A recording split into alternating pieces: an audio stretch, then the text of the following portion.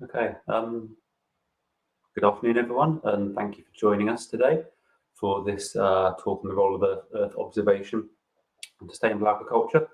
We've got quite a nice set of speakers today to go through. So we're going to be hearing from Planet, who is an operator of a quite impressive constellation of Earth observation satellites, Hummingbird, who are specialists in Earth observation on image analytics for the agricultural sector, and finally Gil, Jennings and Every, who are patent attorneys with a focus on agri-tech. After that, there's going to be an opportunity for a bit of a panel discussion. So whilst the talks are going on, please use the comment section on the right-hand side for you in the Q&A section to give us some questions for the panel. And we can go over that in the panel session. And then immediately following the panel session, we're going to have the opportunity for a networking session using the Hopin platform, which is usually great, and I think a really good use of a platform like this. But first, I've got a quick talk to give you to sort of set the scene about what we're going to be talking about Earth observation today, and a little bit about Agri-EPI Center. So I'm Eliot Dixon. I'm the data and automation lead for Agri-EPI Center. And Agri-EPI Center, we work essentially to try and help companies develop their technology from their initial idea through to the commercial platform. So we're working with quite a few different people in the world of sustainability and Earth observation, helping to develop their ideas, helping to use some of the technologies we have available. And quite key to that is our farm network, who help us look at some of the requirements they come across and some of the problems they face. So today's about sustainability, but what do we really mean about that? You can break sustainability down into three distinct types of sustainability, and you really have to think about all of them, because if you don't, you're going to miss something. We can talk about social sustainability, economic sustainability, and environmental sustainability. People normally talk about environmental sustainability. So within farming, what does that really mean? You could break it down to three broad categories, I suppose. So one area of sustainability we think about a lot is about lowering the wastage in farming. So that's both the wastage on input and also, sometimes forgotten, wastage on outputs. So here we're thinking about reducing chemical input, perhaps reducing fertilizer input by optimizing their placement on field, and also by reducing fuel usage. And we also want to have less waste on the products we produce. So we want to be selling more of the product we create or reusing it in some other way. And perhaps we could reuse some existing wasted products as perhaps slurry and use it as a fertilizer. We also want to think about environmental sustainability in terms of the quality of what's coming out of our farms. Here we're thinking about higher welfare of animals, greater nutrients in our foods, and really trying to bring the quality of food sold in the UK back to the standards that it was back in the 1940s. And finally, we want to talk about maintaining the natural resources that we have to ensure they're there for future generations of farming. So that's ensuring adequate water supplies, trying to increase our biodiversity, and perhaps optimizing our soil health to keep our soil there for the future. All of these will also potentially enable environmental and social sustainability, but some of these could go against it depending on the methods used. So how do we, as an industry, really enable all forms of sustainability, and how do we de-risk that transition from non-sustainable to much more sustainable, environmentally sustainable agriculture? So currently, really not, the majority of farmers aren't really focusing on the environment. It's something they really want to, but financial sustainability is really key right now. But that focus is going to change. As we all know, legislation is changing, and the needs of the public and supply chains are really changing to have that focus on the environment over time. But given these changes, how do you make a farm still make money? How can a family business not get outcompeted by larger companies? And how do you ensure another generation of farmers want to come into this industry that is potentially struggling? And if we can do that, if we can show there's the potential in the industry to enable economic and social sustainability, how do we de-risk that transition to that new way of farming? There are many ways to do this, but I think at its core is thinking about giving farmers the right information to make the right choices on their farm, and doing that with optimizing their own resources, and their resources are their time and their money, optimize their investment. We need to give the farmers the information they need to make the best decisions on their farm to really optimize the sustainability of the farm. We also need to give them that information with a minimum investment, money and time, so they can devote more of their time to making the decisions which we're trying to enable. So, what kind of information are farmers looking for? I think we have to assume really that all farmers know their farm well to some extent. And that means that raw data coming to them is perhaps of low priority. What is more important to them is information, and derived from that data and information to build their decisions upon. And the best kind of information is things that the farmers don't already know. A focused farmer already knows what is happening on their farm at any one time. At least a farmer that's looking at a small area, larger farmers have a slightly different problem.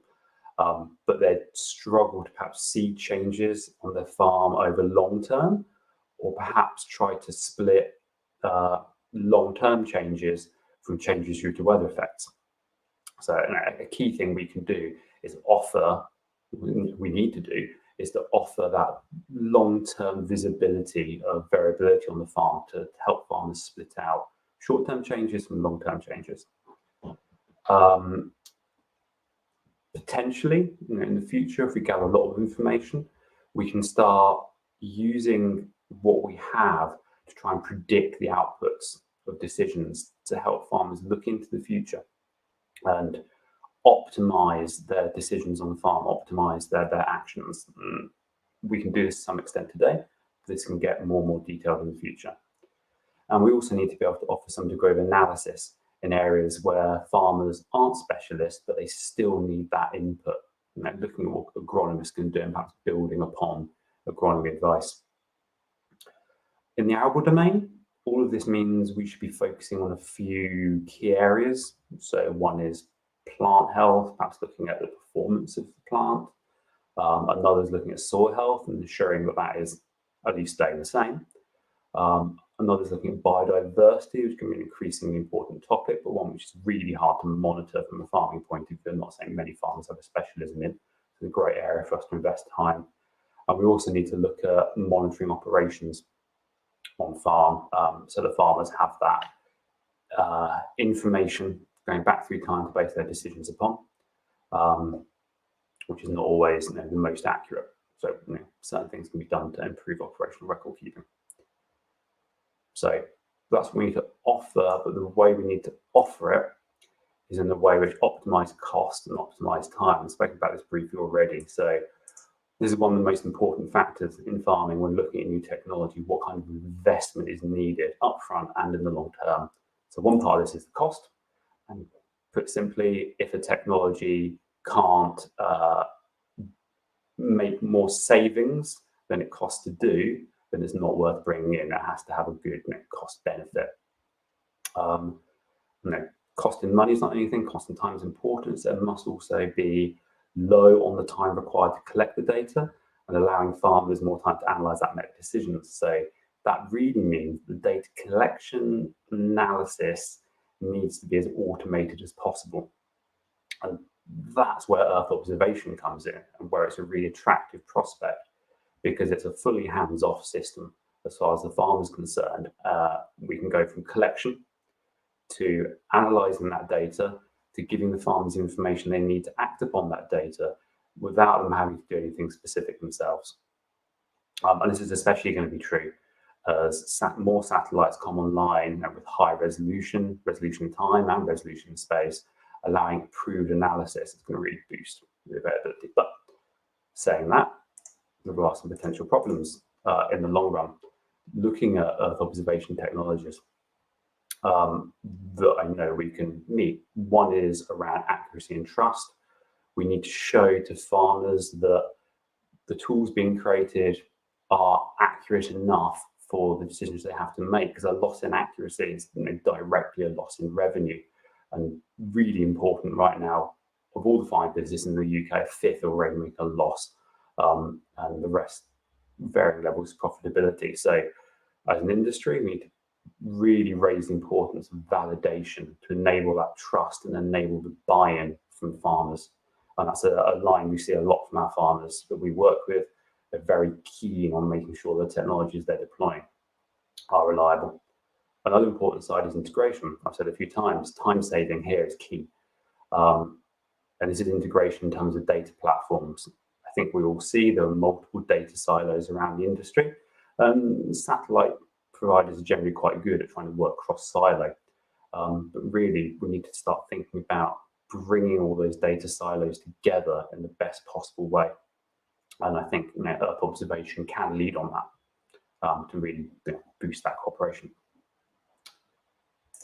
Okay, that's it from me. So next up, we have got Planet are going to be talking to us. There's Paul Murphy, and I think Steve LeVay is also there. So Paul is account executive at Planet, and Steve is the senior product marketing manager at Planet. So over to you guys. Thank you. Good afternoon. So yeah, Paul Murphy from Planet. So I look after Planet's commercial sales in the UK and Ireland. I've been working in the Earth observation sector for 25 years, specifically in energy and environmental monitoring. I've been at Planet now for 18 months. Hand over to Steve. Yeah, Steve LeVay, product marketing manager. I sort of sit between our product organization and marketing and commercial side. And I really just love communicating about this data and showing people what it can do and talking about our use cases. So thanks for having us. Cool. So today, Steve and I will provide an introduction to Planet Labs before looking at the utilization of Earth observation data for sustainable agriculture. Next slide, please. So at Planet, we're driven by the notion you can't fix what you can't see. Next slide. So since Planet was founded in 2010, our mission has remained the same, to image the entire world every day and to make information visible, accessible and actionable to anyone. So how do we do this? Next slide. We'll run the video. So we've built and operate 2 satellite constellations. So firstly, our Dove satellites known as PlanetScope. So these are basically the size of a shoebox. These satellites are always on and acquire imagery at 3-meter resolution in a sun synchronous orbit. So imaging local time between 9:30 to 11:30 a.m. And secondly, we have our SkySat constellation. So these are a bit bigger than shoeboxes. They're the size of a small refrigerator, but these acquire imagery at 50 centimeter resolution. So 16 of these satellites acquire in a sun synchronous orbit, so allowing us to image local time in the morning. But we also have 5 satellites on an inclined orbit that allow us to task throughout the day to late afternoon. Next slide, please. So we operate the largest constellation of Earth observation satellites. So we have over 200 Doves in orbit, and our PlanetScope satellites provide near daily coverage of the global landmass at 3-meter resolution. Historically, these acquire imagery in the red, green, blue, and near-infrared wavelengths. So the near-infrared is very important for vegetation analysis. But since 2020, we've launched the next generation of these satellites known as Super Doves. These make up around 75% of the current constellation. The last 44 were recently launched in January this year. And these satellites have an additional 4 spectral bands. So we have a coastal blue band, which is useful for shallow water bathymetry and seabed habitat mapping. There's also a yellow band, an additional green band, and also a red edge. And again, these spectral bands are especially useful around vegetation analysis. The SkySat satellites are predominantly tasking satellites for target-specific requests where higher resolution imagery is required. They acquire 4 spectral bands, so red, green, blue, and near infrared. We also have a panchromatic band where we can acquire some video. And also we can actually acquire data in stereo as well. So we can actually provide topographic information from the data. And again, using the 21 satellites, it is possible in the best case scenario to get 12 revisits over the same geographic location in a single day. Next slide, please. So these 3 images captured by different sensors at different spatial resolutions. So looking at the spatial resolutions of different sensors. So these are just some examples over some fields in Northern Ireland. So on the left-hand side, you're seeing an image captured by Sentinel-2 at 10-meter resolution. In the higher resolution 3-meter PlanetScope imagery, which you have in the middle of the screen, infield growth anomalies are visible, as well as tram lines and hedgerows are also more evident within this satellite data. So the 3-meter data, I guess, provides a wider range of applications, especially when you have smaller land parcels. And with the new environmental land management scheme in the UK, this data could also be used for mapping and monitoring at a finer level of detail, such as hedgerows. And on the right-hand side, you're seeing the 50-centimeter resolution SkySat imagery over the same location. And again, this data you can actually start seeing down to individual trees. Next slide, please. So if we look at the importance of temporal resolution and the impact our daily imaging has. So here's a calendar view that shows the imagery collected over a single location over the course of the month. So this example is actually from South Wales. So depending on the weather and using Sentinel data, you would probably receive, I guess, 5 to 7 days of usable imagery. If we move on to the next slide. So with PlanetScope near daily monitoring, our customers manage without the need for tasking a satellite. So this is a stream of data that they can tap into. So this gives our customers the flexibility to draw on that data as and when they need it. So obviously we can't take away the cloud from the British weather, but we can provide, I guess, the best chance for cloud-free acquisition. Next slide. So Planet has 4 core products. Firstly, we have Planet Monitoring. So this is where clients can get access to our near daily imagery feed, as well as our historical archive, either globally or down to field level. And this is either through our online platform or via an API. We have Planet Base Maps. So from our daily 3-meter data, we provide monthly up-to-date global base maps. And this is using the best data acquired during that period of time. We also have Planet Tasking. So this is where clients can task our 50-centimeter resolution satellites for targeted analysis. And then finally, we have the Planet Analytic feed. So we do provide some analytic feeds from our PlanetScope data, such as building, road and change detection. But recently we acquired Vandersat, who are an analytics company that derive insights for agriculture, insurance and the finance sector. So I'll hand over Steve to continue the presentation. Thank you. Sure. Do you want to hop to the next slide? Paul just mentioned these Vandersat products, what we are all calling planetary variables. So I'll talk a little bit about some sustainability applications from this kind of data and the kind of data that Paul was talking about. But what's really exciting about these feeds is that we're quantifying soil water content or soil moisture, land surface temperature, and vegetative biomass. And these variables are a little different than the satellite data that Paul walked us through, in that we don't actually acquire it from our own constellations.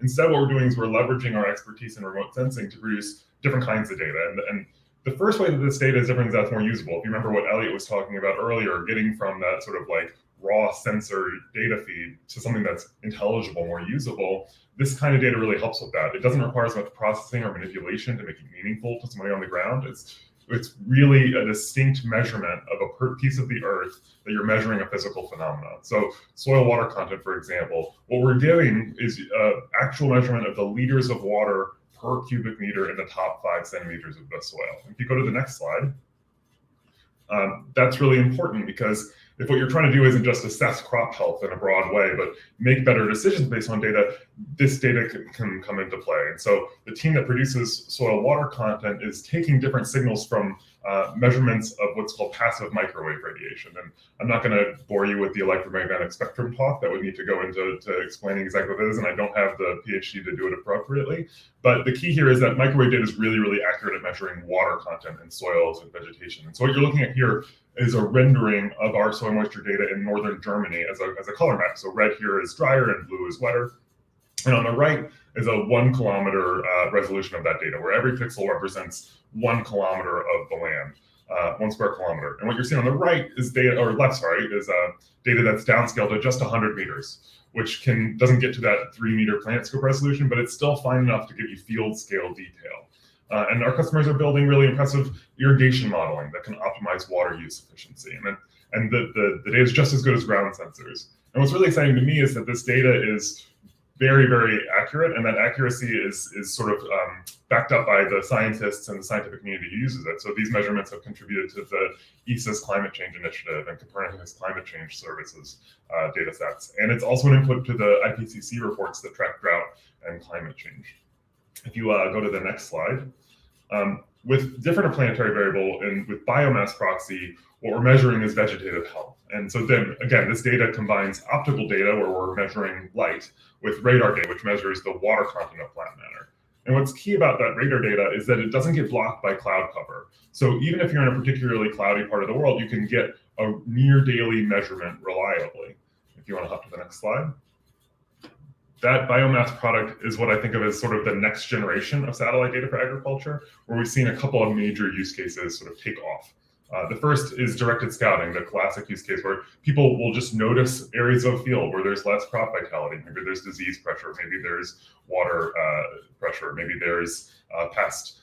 And what, usually the satellite can't tell what's going on, but if you dispatch the boots on the ground to the right place, you can get a sense of what's going on and take action to remediate the problem. People take that same data too and generate management zones, which can power variable rate prescriptions of seeding or fertilizer or fungicide.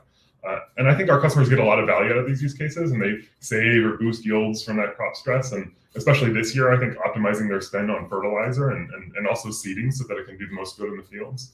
But if you move to the next slide, we're also seeing a big move to sustainability applications in our user base. And key to almost all these sustainable use cases that I'm sure you know about encouraging farmers to undertake greener practices like cover cropping or conservation tillage, better crop rotations. And when there's a subsidy framework to push those kinds of practices, satellite data can be an incredibly powerful tool to help scale reporting. Let me show you a little bit about what I mean on the next slide.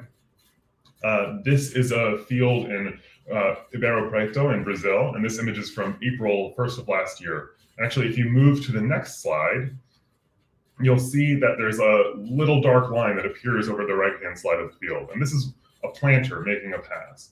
And if you go, I like to actually toggle between these, so it's going to be a little awkward for me to say, go back and then go forward, but please do that.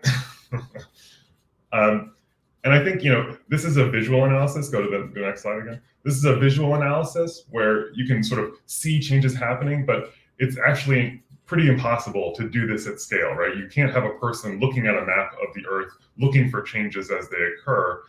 You need a more automated system. And this gets particularly tricky if you go to the next slide. And we're not talking about Brazil or the US where the fields are absolutely massive, but where fields are really small. And so one place we're seeing our data make a major difference is in Slovenia, where the national paying agency in charge of distributing funds from the Common Agricultural Policy in the EU uses satellite data to track practices over a very, very wide area. And a lot of this tracking uses that Sentinel data that Paul was talking about before. It's public to satellite constellation, and that helps power biomass proxy product. But the reason that Planet is so effective here is that our spatial resolution, that 3 meter data that Paul was talking about, is so much more fine-grained. And you can see in this field over Andrassy in Slovenia, the fields are really, really narrow. And if you go to the next slide, you can see that those fields are so narrow, in fact, that Sentinel-2 doesn't quite have the resolution to track something effectively. The individual pixels in this Sentinel-2 image just don't fit in some of these parcels. So using our data, what you can see, and this is using fusion monitoring data, which is a product that takes our PlanetScope, combines with a couple of other things, refines that, makes a really clean data feed. You can fit a lot of pixels in that. And what's important here is that what you're measuring is an automated system. You're using an automated system to do this measuring. You can't, like I said, you can't go hunting around for activities and inspect them visually. What you need to do instead is take the information from those individual pixels, and if you go to the next slide, track the values of those pixels over time. So what we're doing here is we're plotting on a line the NDVI value, the normalized differential vegetative index value of a particular pasture over the growing season. And NDVI basically just represents the greenness of the crops of an image. So it's a nice proxy for vitality, for health. And you can see from April into June, you get this nice steady increase in that NDVI value as the grass is greening up. And then heading into August, you get this really, really pronounced dip, which represents the field being mowed. It represents what they call a mowing event, right? And so having that daily frequency is really, really important, because when there's cloud cover, you may not get usable data that can indicate events like these. You just might miss it entirely. And so the line would stay steady and you wouldn't see that mowing event happening. And a farmer might lose that subsidy that they're promised for behaving within the framework that's being set up for them. In the US, we're working with lots of different organizations like Hummingbird, Nate is going to talk to you in a little bit, to try to figure out how our data can be valuable in use cases like this, and in situations where different actors who are trying to set a price on these practices, for carbon sequestration, do carbon farming, might be able to verify that. If you go to the next slide, carbon farming, soil carbon sequestration has gotten a ton of attention. And I really like this little meme to describe what's going on, which is that lots of people have given a lot of time and a lot of hype to carbon sequestration. And we're part of that. We want to be helpful here where measurement can be valuable, but there are so many practices that can drive more sustainable food systems. And you couldn't see me before, but I was really nodding along when Eliot talked earlier about those three different aspects of sustainability: lowering waste, maintaining quality output, maintaining natural resources, that kind of thing. And the need to balance between those different aspects is super important. So it's lowering food waste, it's reducing livestock emissions and reducing over-fertilization, it's building up better soil health. And so thinking about planning for those kinds of efforts is something that the Welsh government is actually taking quite seriously. If you go to the next slide, Planet has worked closely with Living Whales, which is a research project sponsored by the Welsh government that uses Earth observation data to model future landscape scenarios and monitor progress against them. Our data helps inform Wales's land use policy and improves confidence in greening measures. So we're not just developing schema that are hype, but we're able to build in monitoring and assessment of policy impact over time in very effective ways. Key to that are comprehensive land cover maps. So Living Whales uses Planet data to capture what they call environmental descriptors.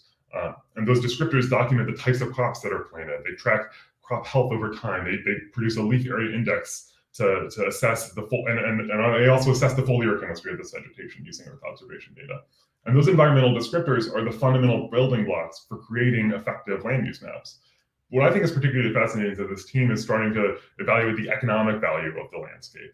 That is to say, they're really trying to quantify the implications of moving towards local food production and local food supplies, or the restoration of biodiversity, things like that. Next slide, please.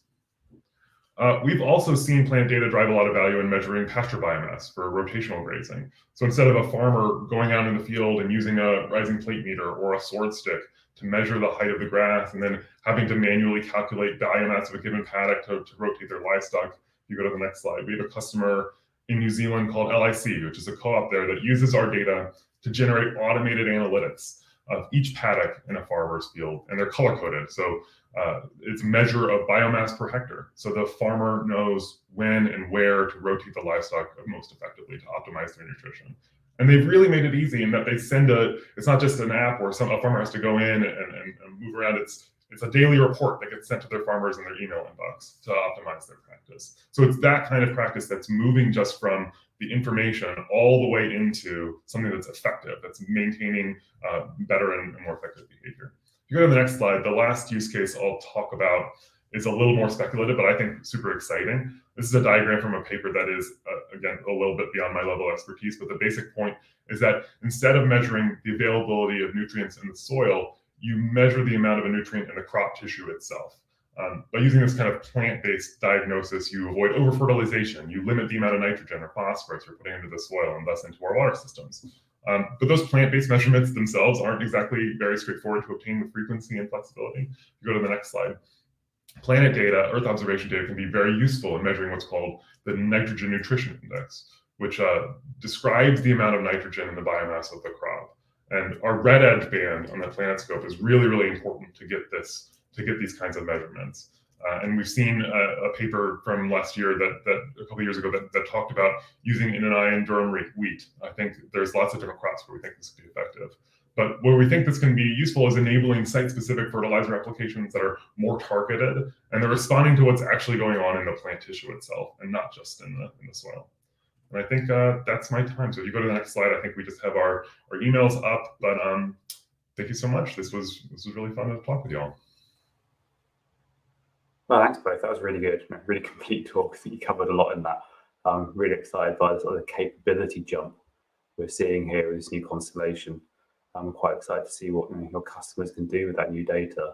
I suppose one of those customers we'll be talking to next. So over to Hummingbird. So Nathan Torbick, Nate, Chief Scientific Officer from Hummingbird Technologies, with a talk on tracking regenerative agricultural practices using multi-source observations.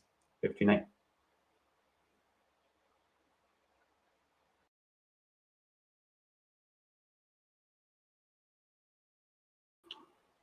Sorry, Nate, we can't hear you at the moment. You're muted. You think after 4 years I'd get it. So thank you. Thanks to Eliot for teeing everything up, and really cool panel. I get to serve as CSO at Hummingbird Technologies, and really I get to be the lucky one to represent a big team, a lot of hard work, and I do the easy part. I give the talk. I'm going to talk about tracking what we call regen ag practices using multi-source observation. And just to set the stage,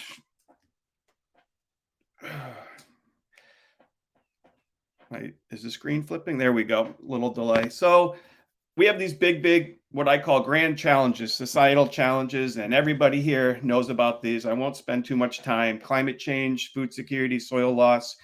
How do we begin to combat these global challenges, grand challenges?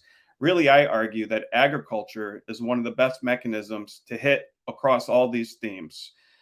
So our goal is to help scale regenerative or sustainable agricultural practices. How can we grow these applications, these practices? So the Hummingbird approach is what we call MRV, measurement, reporting, and verification. And really, it's kind of buzzwords, but it's a collection of science and technology to help track cropland productivity and environmental outcomes and impacts. We want to help scale all these different sustainability programs, and we're really focused these days on soil health, and carbon gets most of the attention, but as Paul and Steve pointed out, there's many moving parts to sustainability. So I'll just give some quick examples related to soil health, but of course, to address any of these challenges, it's going to take a lot of tools, a lot of ideas, big public-private partnership. No one thing is going to address all these societal challenges, right? So, what do we do? What are the things we actually make? So these are the products that really are moving soil health programs today. So we use satellite data. We develop these different machine learning and physical models to generate these core sets of what we call tier 1 regen ag products. So that's field boundary detection, crop type classification rotations, cover crop assessment, and tillage monitoring, or how much residue is on the field. Those are the main parameters that drive most of the soil health programs, whether in the US and Europe, down under. And some customers want just those products. Other customers use these products to drive what we call process-based models, APSM, COMET, DNDC. These are the tools used to generate emissions, to understand how much a practice can sequester soil organic carbon, et cetera. So these are the 4 main products that Hummingbird Technology is delivering today. So ground truth, calibration, very important. Again, it's going to take everybody kind of across the spectrum making all this work. So at Hummingbird, we use local experts as much as we can. And here's kind of a quick snapshot to collect training to do that CalVal. One of our target geographies is what we call the corn soy belt of the US, kind of the heartland of North America. And you could see about 5,000 observations across a transect in last November alone. You can see these are how much residue is on the field after harvest. How much has the soil been worked? This is an important parameter for soil health, for soil organic carbon sequestration, for all these sustainability programs. So kind of at each one of these fields, we collect about 40 different questions. How much soil disturbance occurred? What was the previous crop type? Do you have information on mechanization of the tractors used? And you could see an example of some conventional corn, and it looks like no-till soy. So we take all these data, we put it into our funnel to help take the information provided by shops like Planet or the space agencies that collect Landsat Sentinel, and we make our algorithms and we track what's happening on those fields. And you can see we have a pretty healthy distribution of variability. That's what's going to make strong, robust, transferable models. We want to capture all those little inflection points so we could track all these different crop types across regions. And just another quick little snapshot. So this is, it looks like in the Denmark, Belgium region. This is through the mobile app that we use where we suck it into our data store. And you can see we're collecting things like ground photos, crop type, the amount of residue or the tillage practice. All these pieces of information are important for tracking farmland sustainability. And we suck all those in an automated fashion. So again, I'm going to go through this pretty quick. This is an example of the Hummingbird ag data science infrastructure. In short, we have what's called this training or label data. That's what I just showed that glimpse of. We automate that ingestion into what I call this geospatial cloud. So we bring all these assets in a standardized and uniform way. We use tools like Jupyter Notebooks, Stack, Spatiotemporal Asset Catalog, COGS, and we operate on Google Cloud Platform. The main EO data, this is kind of an EO-centric talk. So the workhorses of MRV are Landsat, Sentinel-1, Sentinel-2. Those are what's going to really drive cost-effective, transferable models. You need that open access operational data streams. We do use some other ancillary data, such as SMAP or soil moisture, weather data, Prism chirps. I do work with RadarSat and HLS. And we also use Planet as needed. Again, no one sensor, no one algorithm is going to solve all these problems. Really need a big ecosystem to get all this work. So within that geospatial cloud, we have physical retrievals. I'm a big proponent of physical models. You don't want to just jam data into an ML model, but we combine the physical models with the latest deep learning. And essentially the outcome of all that are these products, those tier 1 region ad metrics. So the field boundary detection, the crop type classification rotations, the cover cropping, and the tillage. Some programs, some customers just want those types of information. At Hummingbird, we're modular. We can kind of plug and play those different parts. Other folks use those products as parameters to drive those process-based models. You want physical models to understand sustainability. So we use these products to look at things like yield, nutrient use efficiency, GHG emissions, et cetera. And we push all that through our API. So a quick little tutorial on EO data. That is the focus here. I am going to talk about electromagnetic spectrum a little bit, Steve. So there's all these different types of data out there, right? We have what I call VHR, very high resolution data, Planet, Google Earth, all these constellations are up now there collecting. We have open access data stream from shops like NASA and ESA. I do a lot of work with radar technology. So here's an example of Sentinel-1. And then there's other sensors like L-band microwave data, such as Pulsar and NISAR. And then there's other kinds of fusion products. This is an example in the bottom right of what we call HLS, or the Harmonized Landsat Sentinel, to try to get better temporal frequency from those moderate resolution sensors. So take-home message here is there's all these different platforms and sensors and instruments. This is all the same area. In this case, the Irrawaddy Delta in Myanmar, but it gives an idea. These different sensors see different things essentially on the surface, and we want to take advantage of all those different data streams. So again, we all know about the different spectral windows. They're basically these different channels, these different domains. And for tillage, I'll talk about the SWIR, mid-infrared, these areas. I don't know if my cursor is moving, but over on the right, kind of that SWIR information is particularly useful, if not required, to map senescent residue. That's what's important for understanding tillage practices. So some sensors have good spectral windows over those domains. Other sensors, you kind of have to smooth, tease, interpolate. Again, no one sensor does everything. And just racing through this, we try to take advantage of temporal information for mapping tillage. You want to understand the crop calendar. When was a crop planted? What's the peak harvest period? Is it dormant in the off season or in the winter? So you can see an example here where the squares are Sentinel-2, the circles are Sentinel-1, and you kind of begin to get these nice time series. So just some kind of examples from some fields in New Mexico and France. These are some of the CalVal sites that we work on for NASA and ESA. And you could see these big inflection points where crops were grown and then harvested. Maybe you have a quick rotational cash crop in between a primary food crop. So we try to track all that so we understand when things are occurring, so when you want to pick out certain sustainability practices.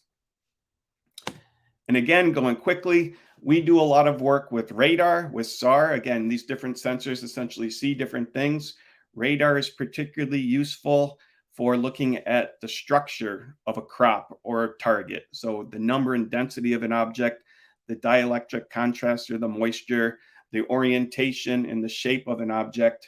Optical data typically see the canopy or the leaf area index, the chlorophyll content. So you combine the optical information with the radar structural information, and you really get a stronger sense of what's happening on the ground.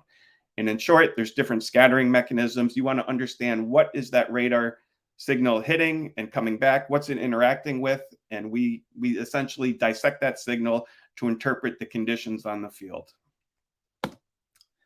So here's kind of how it works. And again, I'm racing through this, but we get those training label data, a lot of windshield surveys. Typically, we do 10 to 20% infield sampling where we can. We have these high resolution calibration sites. So we pull that into this geospatial cloud, and really that's just a fancy word for these pipelines. We apply these different algorithms, maybe they're indices, maybe they're physical retrievals of things like soil moisture. We put all that in a standardized framework into our data store. We use a stack. We have an awesome rockstar team of data scientists, machine learning experts that kind of do all their magic and use these deep learning, machine learning tools with that remote sensing science. Again, we're primarily using Landsat, Sentinels, some planet, some soils data.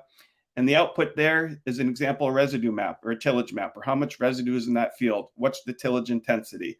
So that's a quick example of one type of product that we make using satellite EO data. We're tracking these regenerative practices to help scale sustainability programs. In a nutshell, that's what Hummingbird does. There are different accuracies, there's different regions, there's different row crops, major crop types. At Hummingbird, we're kind of focused on what I call major row crops in North America, Western Europe, and the UK, things like corn, soy, wheat, oats, barley. Typically, cover crop is a little less challenging than tillage. Maybe you're at 90, 95% overall accuracy. Tillage practice mapping is really hard. It's a hard problem, but we're making headway as a community. 80, 85% overall accuracy for tillage or residue mapping is more or less the industry standard in a transparent way. So we're making progress. We're going to keep working on it. We're tackling these major row crops, and we're making an impact on sustainability. So really important. And again, just some quick take-home messages. I was told 10 minutes, so I'll try to keep to that. It's going to take big interdisciplinary, diverse teams to solve all these problems. Regen Ag really can be a win-win. We're making more resilient systems. We're putting money in the hands of rural livelihoods, farmers. We're helping to track best management practices and rewarding farmers that implement them. So it really is a win-win. That's how you're going to help combat climate change. And last but not least, as I try to highlight, there's no one EO data stream, machine learning technique, or really MRV tool that's going to do everything. So really multi-scale, spatial, spectral, temporal, that's the way to go. So with that, I'll wrap up, and happy to stick around, answer questions, and thanks again for giving me the chance to talk about what we're doing at Hummingbird. Cheers.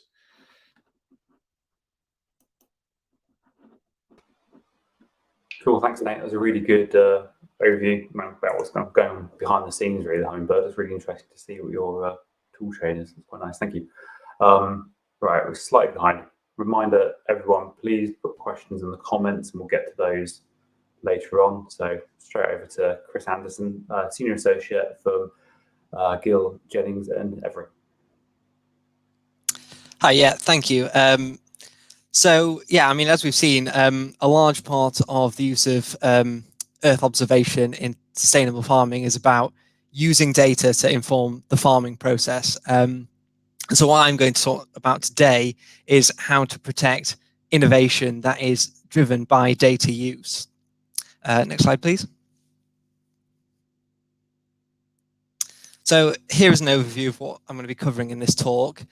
So when we think about the innovative use of data, in general, the way this is going to be protected as intellectual property is through patents.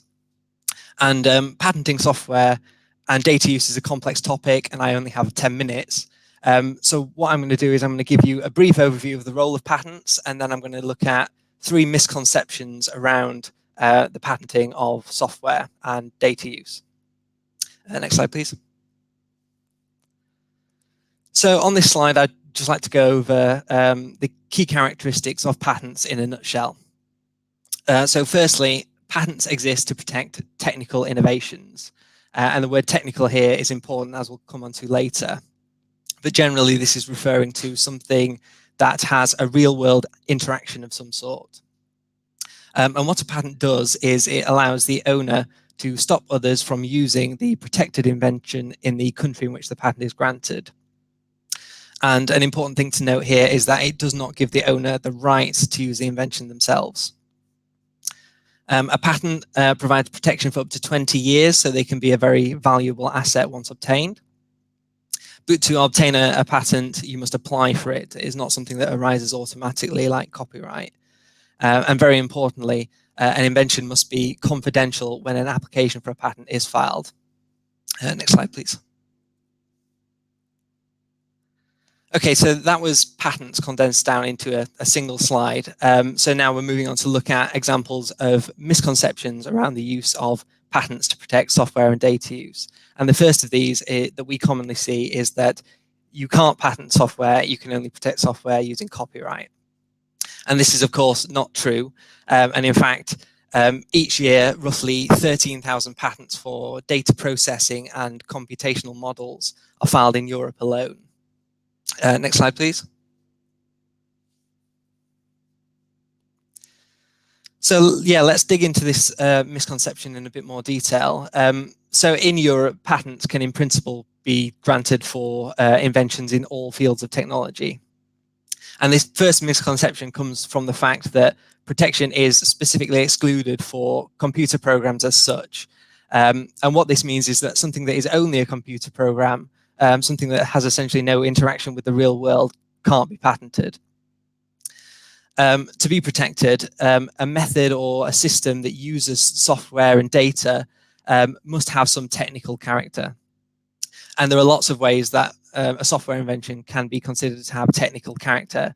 Some examples would be that there is an improved handling of data so that you're able to make a process sort of faster or more reliable, or if you're able to make new or more accurate conclusions about the real world using data. So, you know, very applicable to what we've seen so far. So in summary, software can be patented, particularly in fields such as this, in which you're using software for a real world impact in terms of kind of sustainability of agriculture. Next slide, please. So I'm going to look at just a couple of examples of granted European patents in this sort of technology space. The first of which is illustrated on this slide here. So this is a patent that is about a method of generating seed planting prescriptions. It uses an aerial map of a geographic area, and it recommends to a user where to plant different seed types. And it does this based on a generated map of soil data and a set of GPS coordinates to create a series of zones for different seed types that have been specified to it. And the idea here is that it can use this data to make better recommendations as to where different crops should be grown to lead to better crop growth results, having a real world impact. Next slide, please. So the second example, another granted European patent that takes a user's mobile GPS location and accesses data about the surrounding area. And it combines a retrieved map of the area with a data source about the topography in that area, and presents to the user on their mobile a map with annotated areas illustrating different soil regions and different crop regions. And this invention was trying to use data to help someone on the ground conduct a field survey and make that process more efficient. Next slide, please. So yeah, on to the second misconception here. So this is that software patents can be easily avoided by hosting the software abroad. And the fact to counter this is that in the UK, for example, software patents have been successfully enforced against infringers that put part of the invention into practice abroad. Next slide, please. So again, looking at this misconception in a bit more detail, so this comes from the fact that generally, for a UK patent to be infringed, the protected invention must be put into effect wholly in the UK, and the same generally goes in other countries around the world. So all steps of a method or the entirety of a system must be provided in the UK. However, in the UK, we have a mechanism called contributory infringement, which exists to prevent people from sort of easily avoiding a patent by taking part of the invention outside of the UK. And this, in essence, this means that a party providing in the UK means for putting an invention into practice in the UK can still be found to infringe a granted patent. So for software, this generally means that software that's being operated by a user in the UK will be found to infringe a granted UK patent regardless of where the software is being run.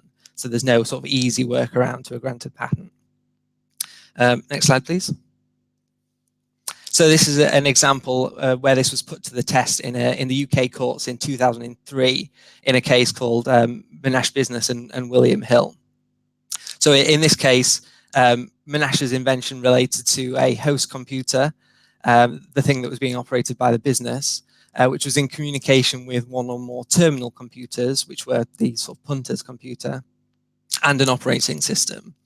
And in this case, William Hill provided a program for their customers in the UK, which turned their device into one of the terminals, to use the patent's terminology. But William Hill's host computer was located in Antigua, so the invention wasn't being put into practice wholly in the UK. In this case, the court decided that this nonetheless put the invention into effect in the United Kingdom. It allowed a UK user to benefit from the invention, and so the location of the host computer running this program was considered to be of no consequence, and William Hill was considered to have infringed this patent, meaning that they hadn't successfully worked around the patent just by putting their computer in Antigua. Next slide, please. So yeah, the final misconception. So this is that software is always better protected by keeping it confidential. And the fact in response to this is that reverse engineering of competitor secrets is usually allowable in the UK and Europe. And this can make it impossible in some circumstances to keep software invention completely secret. Next slide, please. So when it comes to confidentiality of software, it's true that software can sometimes be protected as a trade secret, which offers some protections under the law in different countries around the world. And trade secrets are certainly useful where they are suitable and should be considered by software services. However, trade secrets can't protect against competitors independently producing similar offerings or even legitimately reverse engineering your software. So to protect something as a trade secret, you need to be reasonably confident that your competitors won't be able to develop something similar themselves, and that they will not have access to enough information to reverse engineer your software. So this is where what is publicly visible about your software can work against you and give clues as to how your software works.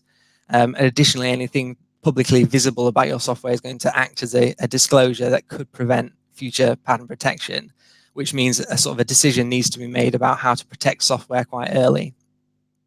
And in contrast with a trade secret, one of the benefits of a patent is that it can protect the broader function of software rather than just one implementation, which could allow you to stop competitors from using anything that works in the same way, which can mean a sort of a greater area of protection around your software. Next slide, please.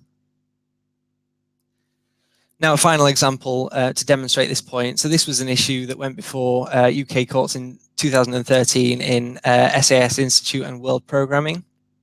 So this case revolved around some software that SAS had licensed under terms that very clearly said that their customers may not reverse assemble, reverse engineer, or decompile the software or otherwise attempt to recreate the source code.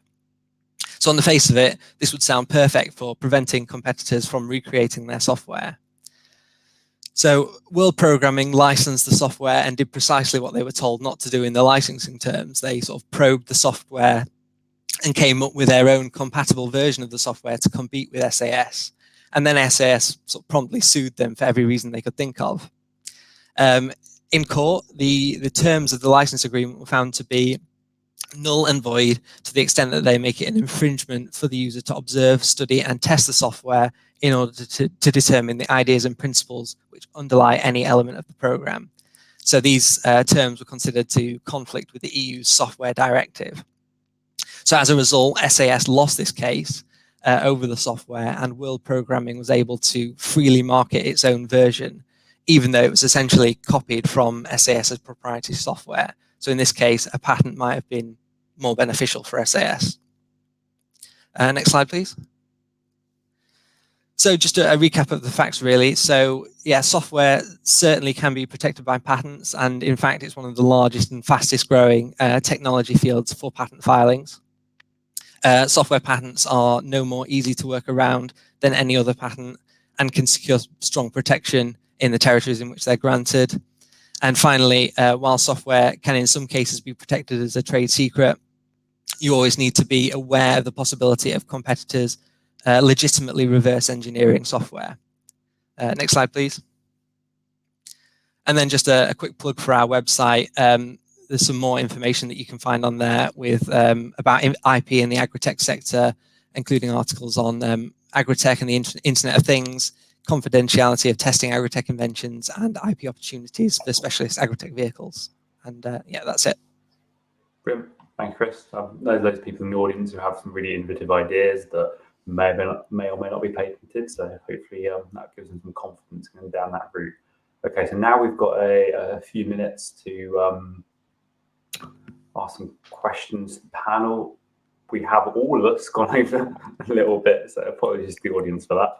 But that means we're going to extend a little bit into the next hour. So I hope everyone can stay for that. And there will still be the networking session going on in the background that we will all move into after the panel discussion. So we'll tell you when that happens. So we do have a few questions coming through in the comments, but please do keep adding them, and I will pick them up out of there as they come in and ask them to the panel. So I think the first one, I think this was to Nate more than anything.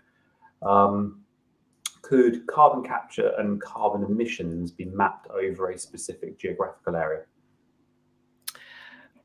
So the short answer is yes, with a big asterisk next to that. For me, the key part of that question is really about kind of the scale. There's different sensors, different models, different approaches to tracking, mapping carbon. And again, no one is perfect, kind of depends on the use case. There's sensors that try to measure methane and carbon. There's models that work on kind of the soil microbiology and physics. So yes, it's possible. Really, the scale and the accuracy or specificity for a certain program or initiative is kind of the key question there. But it's a hard problem. Anyone that sort of just waves their hand and says, oh, we do it, no problem, 100% accuracy, isn't quite being transparent and truthful. So it depends on the use case. I would argue we're still kind of learning and growing on the curve for carbon markets and soil health. We're getting closer to being able to track what I call field scale managements and combining in-field sensors, flux towers with process-based models with remote sensing. So really for the next decade, it's going to kind of be a combination of all those things to help tackle sustainability. So it's going to take everybody working together to figure that out for sure. So scale and accuracy are the two key parts there. Yeah. Just ensuring that is really important. Yeah, so Paul, go for it. Yeah, just a quick one from Planet. So Planet have obviously looking at their next sort of phase of satellites and stuff. So from next year, we're currently working on a satellite called Carbon Mapper, which is basically it'll be a 30-meter resolution hyperspectral satellite, so acquiring in the shortwave infrared. So that is predominantly been being developed for monitoring methane and CO2, but there's obviously going to be other applications around the utilization of that data as well. Okay. The next question that's come in is around data security and data access. So how is all this data kept and who can access it? What kind of people are interested in that data? Let's go for Paul to start with, or Steve. Go for it, Paul. I mean, I can try to to weigh in, but it's a hard one to answer. I think it's interesting. I mean, there's a couple of different nuances here. First, like we've been talking a lot about public data, Landsat, Sentinel, and that data is captured by public constellations and is free for anybody in the world to take a look at and download, which is pretty remarkable. Planet takes security super seriously. Like the first meeting I ever had at Planet was our security guy yelling at us all to close our laptops if we're away from our desks and things like that. And it's pretty stringent. And I don't know how that all works. It's not my purview, but I think that security is really important. I think at Planet we have a general sense that in some ways, not security but availability. We talk about democratizing access to satellite imagery. We believe that like the more imagery is out there and viewable in the public sphere, the better for everybody. And I think that there's the other side of it, which is farmer data, which I think everybody needs to be conscious of and cognizant of too. I mean, Nate's been talking a lot about needing that ground truth data, which sometimes it's a survey. You go to a farmer, sometimes it's their own yield mapping. Sometimes it's lots of different stuff that you have to interface. And that security is a responsibility that everybody should take seriously, I think. Yeah, Nate, anything to add there? I think that question was asked during your session, so it might have been asking about the data recording from the app. Yeah, I agree with everything Steve said, and just to add on, I'd say kind of standards and definitions of all these things become really important, and I'm sure Chris kind of has a lot of insights on how you protect your data and IP and privacy. There's a lot of kind of movements to open data. Maybe farmers only want to share some data for certain applications. So how does that work? And some data streams are open access. Some are commercial. And again, we need all of it. So I'd say standards and definitions become important when we start talking about data access. So as long as we all can kind of converge on some same definitions, I think we can make progress. Okay, I suppose that brings up a interesting question in terms of collaboration and creating those core definitions. That could be intellectual property, creating those definitions in some cases. So I suppose there's a question to Chris now. When we're creating these collaborations, what do we need to think about IP ownership between us all? Yeah, I mean, collaborations is a very important stage to think about intellectual property, and it really, the key thing is just to be aware when a collaboration might result in some valuable intellectual property, so that you can sort of put in place an agreement before going into it that makes clear, who is going to own any intellectual property that's created out of the collaboration, and make sure that it's very clear what each party is bringing to the table in that collaboration, so that each party knows what they have produced independently, so that there can be no sort of dispute about whether actually something was created as part of the collaboration. And yeah, so really it's just about thinking about intellectual property early. I mean, we would say anything that you take into a collaboration should already have been considered from a patent perspective and patented if it can be, and then being clear about who is going to own any new patentable intellectual property that results from the collaboration, and making sure that you have a mechanism in place for picking it up and taking it forward at the appropriate stage. Yeah, sounds quite hard. I think we'll get you in for that one. So a couple more questions talking about resolution, and I think they're slightly different, so we'll separate them. So we'll start off with one from the question and answer. So I know this is someone who's coming from sort of an orchard background. And they're currently using Sentinel data, which has a 10-meter resolution, unable to measure rows around a 3-meter sort of distance.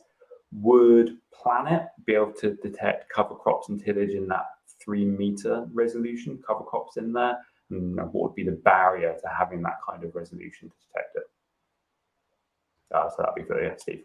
Yeah, that's a really good question. I can't say for certain whether we could do it or couldn't do it. I think we'd have to work together to do some trialing to see if that could work. I think it's always, I can't speculate on whether it will be successful or not. I think I've seen SkySat be used for lots of different kinds of fruit and stuff, like orchards and almonds and things like that. And it's definitely doable, but it's tougher to scale tasking satellites, to be honest. One of the advantages of that PlanetScope is that it's a passive collection. It's a daily monitoring feed, so you don't have to tell the satellite where to go. I think, the barriers are really about that pixel size. It's 3 meters is the ground sample distance, as we call it, right? So the individual size of the pixel is representative of that area, but the resolution doesn't always follow from that. And I think it's tough when you're getting into inter-row things. It's harder the more fine-grained you get. But I would love to chat with you more and see what we could produce together. Interesting challenge. Yeah, great companies that can chat to them if you can. Anything to add there, Nate, or shall we move on to the next one because it's a bit related? No, Planet is definitely can help solve that problem. I think they are the leaders in high resolution optical data, I would say, and of course they have more things going on. I didn't quite understand all that use case, but we do some high resolution data for specialty crops, counting the number of lettuce in a field, and really that requires 2, 3, 4 centimeter type data, which is really drone data. So how you kind of begin to put all those together to answer that use case would kind of be a science question. So my answer is I'd have to learn more.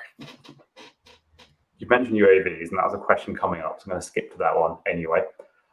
So why would someone use satellite data instead of UAV or drone imagery? Or vice versa, I suppose. Well, I mean, it's right to talk about that resolution. When you need to get down to really, really fine-grained stuff, there is really sort of no solution other than flying a drone. But if you think about, we talk about swath width a lot. The drone is only a few hundred feet off the ground at most. Satellites are several hundred kilometers off the ground, so you can collect a lot more area, and you can collect at a lot more scale. It takes a lot of time to image a lot of fields with drone data. So if you're talking about regional monitoring, if you're talking about even daily cadence, there's really no opportunity to use a drone cost effectively to capture all that data and process all that data. The satellites are much better for that broad area monitoring. When you get to in-field variability at a very, very fine scale for crops, the satellites, they're too far away. The cameras aren't powerful enough. They're not going to be able to do it. I don't think there's ever a situation where we, Planet data or satellite data, could ever replace all the functionality of UAVs. But I think there's ways for them to work together as well. Nate talked a little bit about having a flux tower in a field and things like that. And we have scientists who work with Planet data who link that sort of in-ground data, that hyperspectral drone data, and the Planet data all together to sort of build more accurate modeling. And so there's really a nice confluence of technologies as drone and satellite technologies have gotten more democratized with higher quality for them to work together. And there's a nice networking effect there. Yeah. Some really nice fusion approaches starting to appear, I think, which probably is the future for this. So we're talking a lot at the moment. I think most when people talk about Earth observation, they've got arable world in mind. What do we think the applications are for Earth observation in the livestock sectors, potentially? So who wants to go on that first? I'll take a willing victim there. I'll pick on you, Nate. Sure. Yeah, definitely. You kind of see a little bit of everything from, counting cows to looking at managements. I think, and we saw a really cool product from Planet kind of looking at pasture productivity or density. I forget the exact, units there. But I would say definitely understanding the temporal dynamics of grazing areas is kind of a good use case for time series EO data. Understanding, the impacts of grazing intensity and climate drivers or management practices, trying to tease out those differences is a really good impact. In some of the developing parts of the world, there's been a lot of progress with what we call ILBI, or basically index-based livestock insurance, which is kind of a cool idea. So I would say supporting kind of livestock insurance, looking at pasture resiliency. Does it come back after a drought?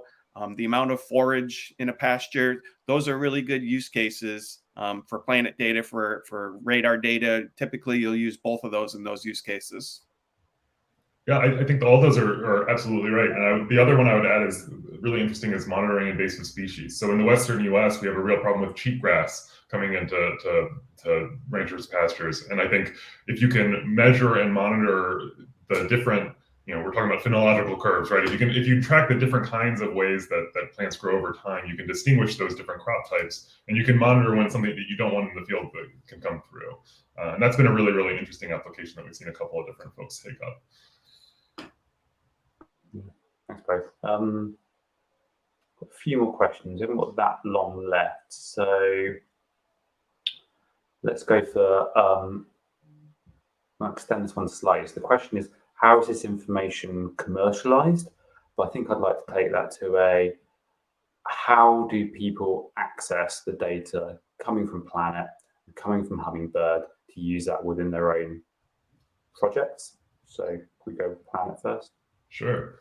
So Planet, we talk about being an API first company. We build all of our products to be queried at scale. And so that really requires commercial partners who are actually doing the work with farmers on the ground. I think we'll never, I think it's pretty impossible for Planet to develop a product that's going to be sold directly to farmers. Even if a farmer or an agronomist is the end user, there's just too much data manipulation, too much geospatial expertise that's required to sort of get from point A to point B. And I think, so we really depend on seed and chemical companies. We depend on agronomic consultants. We depend on retailers to be working with partners like Hummingbird, in fact, to develop solutions that are going to make a difference in the lives of individual growers on the ground. Thank you. And how did that name? That's okay. Okay, so let's finish with a question looking to the future. What's coming next in agri-tech? And I think, Chris, you're unrivaled probably here in your overview of technologies coming along. So what's your vision? What are you seeing in the current trends of intellectual property in agri-tech that we're seeing? And what technologies are going to come out next? Yes, well, patent protection lasts 20 years, so a lot of what we see sort of being filed is sometimes it's things that aren't yet necessarily sort of possible on a sort of a commercial scale now, but you're looking 20 years in the future potentially. But the large scale sort of industry trends I think still reflect a lot of what we've been talking about today. It's in terms of patent filings anyway, we sort of see lots of filings around Internet of Things and how that applies to agri-tech, big data, so just how you crunch all these numbers and get useful information that you can act on out of that data. Automation as well, that is a big one in patent filings as well, and certainly one for the future, I think. And yeah, there's a big pressure for sustainability and being more environmentally friendly, and there's a lot of innovations are looking at how we can make processes more sustainable and environmentally friendly. So that is all borne out in sort of patent filing. So I think it shows that kind of the path that we're sort of been looking at today is the path into the future. Cool, thank you. Nice positive note to end with, I think that's nice. Okay, so I think we'll leave it there with this part of today's webinar. There is still the networking event going on in the background on Hopin. So all of us here on the panel are going to go and join that. I'll see you over there in a minute. But thank you to all of you here who have spoken today. Very much appreciated. And yeah, look forward to speaking to you again in the future. Thank you. Thank you. Bye-bye. Thank you.